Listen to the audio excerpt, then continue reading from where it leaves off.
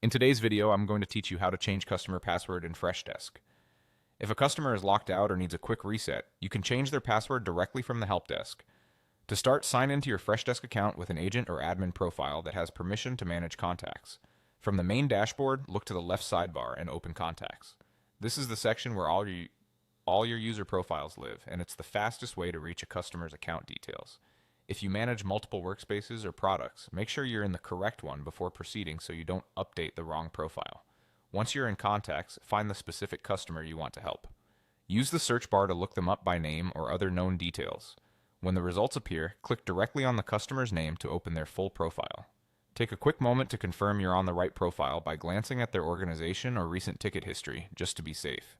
It's easy to click the wrong result in a busy help desk, so a brief double check can save time later. Inside the customer's profile, look for the Change Password option.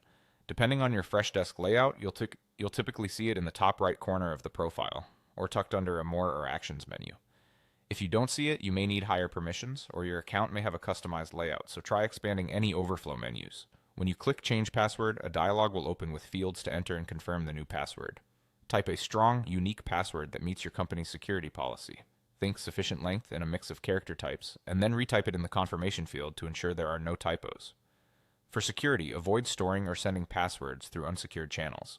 After you've entered both fields, apply the change by selecting the Save, Update, or Change button shown in the dialog. Freshdesk will process the update and typically display a confirmation. From this point, the customer will sign in using the new password the next time they access the portal.